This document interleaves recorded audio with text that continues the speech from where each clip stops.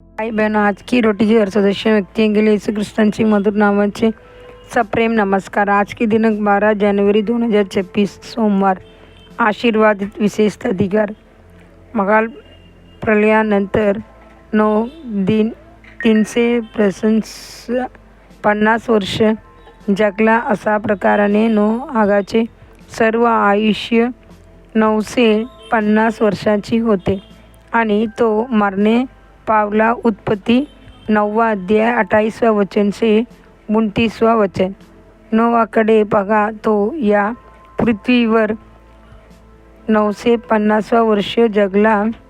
त्या दीर्घ कालात प्रभूने त्याला उत्तम आरोग्य, सामर्थ्य आणि देहाची सुदृढता दिली।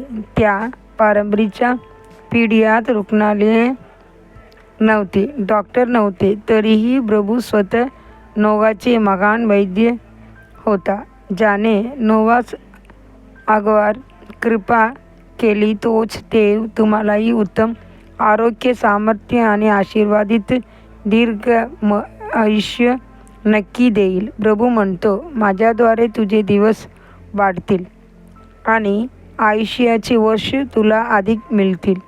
नीतिसूत्र 9 अध्याय 11 वचन। म्हणून त्यासाठी जगा, त्यांचे नावाचे गौरवासाठी जगा। दावीद म्हणते, मी मरणार नाही तर जगीन आणि परमेश्वराची कृत्य जाहीर करीन। स्तोत्र 118 अध्याय 17 वचन। तुमचे जीवन देवासाठी मौल्यवान आहे। तुम्ही आकाशातील पक्ष्यापेक्षा अधिक मौल्यवान आणि शेतातील रानफुलापेक्षा अधिक सुंदर आहेत। त्याने तुम्हाला आपल्या प्रतिमेत व स्वरूपात निर्माण केले, ख्रिस्ताची रक्ताद्वारे तुमचे तारण केले आणि एका दैवी उद्देशासाठी तुम्हाला जीविताच्या देशात ठेवले। फक्त पृथ्वीवर जीवित असतानाच तुम्हाला सुरुवात घोषित करण्याचा विशेष अधिकार आहे। शास्त्र म्हणते, मृत्यू लोक परमेश्वराची स्तुती करत नाहीत आणि जे शांततेत खाली उतरतात तेही नाहीत। स्तोत्र 115 अध्याय 17 वचन। प्रभूने तुम्हाला शोधले, चिखलातून उचलले, कल्वरीची रक्ताने धुतले, तुम्हाला आपले मूल केले आणि त्याच्यासाठी राजा व याजक म्हणून अभिषेक केला। हीच तुमच्यावरची त्यांची कृपा आहे। म्हणून पराभवाचे किंवा निराशांचे शब्द बोलू नका। कोणतेही आव्हान आले तरी निराशाजनक शब्द तुमची ओठातून बाहेर पडू देऊ नका। देवाने तुम्हाला वचन दिले आहे, तो मला हाक मारील आणि मी त्याला उत्तर देईन। संकटात मी त्याच्याबरोबर असेन, मी त्याला सोडवीन व मान देईन।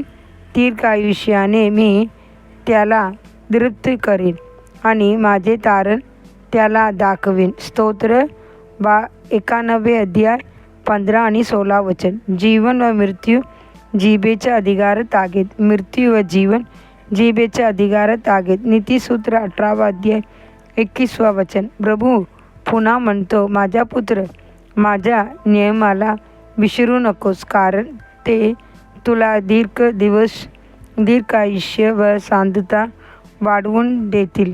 नीतिसूत्र 3 अध्याय 1 से 2 वचन।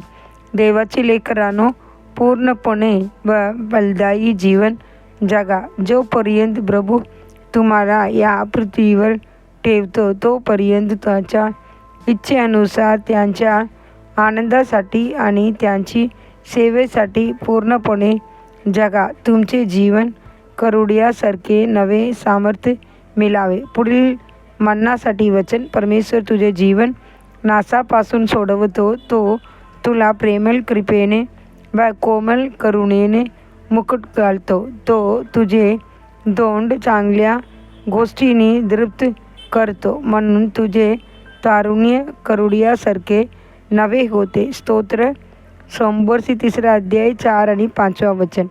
आजच्या बायबल वाचन सकाळी उत्पत्ती 29 अध्याय 30 अध्याय। संध्याकाळी मॅथ्यू 9 अध्याय 1 से 17 वचन. धन्यवाद.